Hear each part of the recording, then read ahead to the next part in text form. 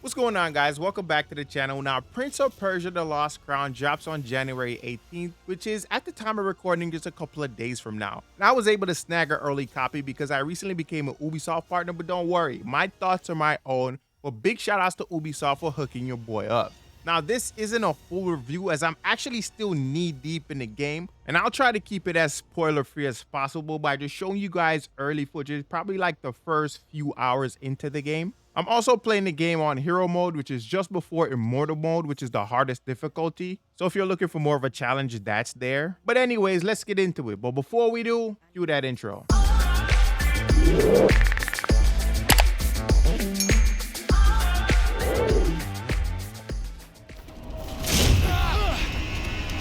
None of you will leave here alive. First off, let's start with the visuals. It's a feast for the eyes, man. I don't know how else to tell you guys it. It looks like it has this semi-anime charm to it with this like whimsy. It's pretty damn good. And I just love the attention to detail. The backgrounds look phenomenal. It almost looks like a painting. Now let's address the Metroidvania of it all. I love how open-ended this game is. There's no hand-holding.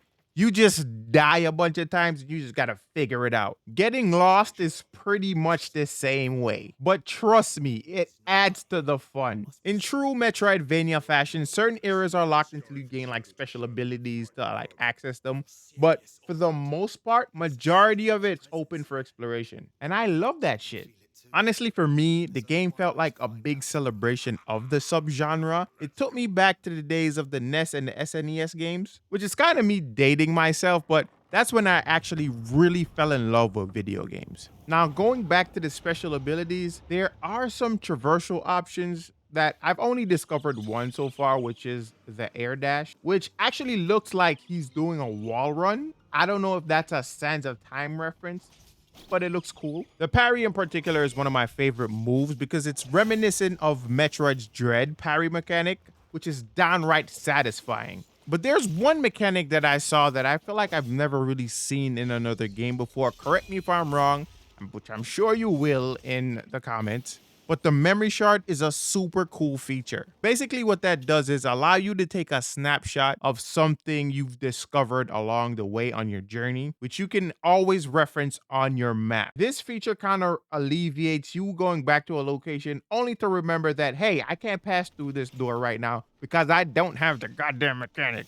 So at least you have that to mitigate some stress. Another thing I like, which I don't know if I call this a feature, but it's super helpful. Not reactivating a lever after you've died. Say for example, you got to a location, you flicked the lever, and the minute you did, you walked out, you got killed by like 10 goons or whatever. You don't then have to go back to flick that lever. That progress is saved, unlike some other progresses, which we'll talk about later. The game throws a variety of enemies at you, each requiring strategic moves. Mastering control is crucial. I'll repeat this. Mastering control is crucial, especially when it comes to the parry system.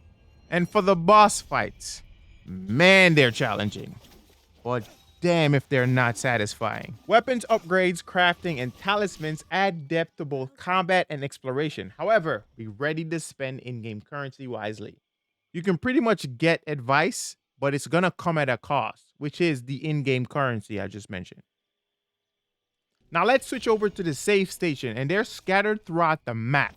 They're called a whack tree, which also serves as a regen point for ammo and lost life. And if you die, you respawn to the last whack tree you stopped at.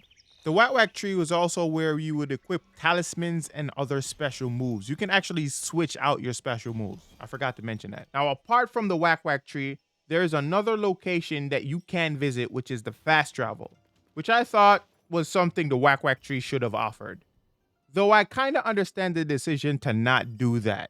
Having that feature being a part of the whack tree would probably not encourage exploration, and people would probably just fast travel all over the place. Because so far during my playthrough, I've only encountered like 4 to 5, and whereas the whack tree is concerned, I've had over 10 of those already. Now, it kind of seems like I'm seeping into the Khan's territory, so let's just get into it. The combat, while enjoyable, felt a little stiff initially. Now, it might be due to the limited abilities, but it's worth mentioning.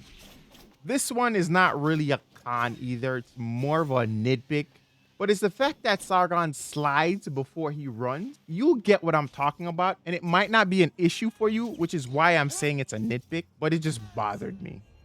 Now, one notable downside is the lack of checkpoints. Respawning at a distant whack-whack tree could actually disrupt the game's flow, cutting momentum for certain players. I know that kind of felt that way for me. But despite those minor drawbacks, Prince of Persia The Lost Crown is actually a pretty damn cool experience. I'm actually glad we can get games like this in the year 2024 and still be able to appreciate them. I love that they actually went back to the original like 2D platformer of Prince of Persia. And I love the adaptation of the Metroidvania of it all. Someone in chat actually said it reminded them of Symphony of the Night. And I was like, yeah, I can see that. That wasn't a plug for my Twitch channel anyway, but since I'm on that, go follow me on twitch.tv/cashcrow. If you want to get into some gaming conversations, you can find me over there. Anyways, that's it for this video. If you guys find this video helpful, remember to hit that like button. It helps with getting this video in front of more people that could find it useful as well. Also, for more videos, hit that subscribe button and that notification bell. With that said, it's your boy Cash. Thank you guys for watching. And like always, play on, player. Peace.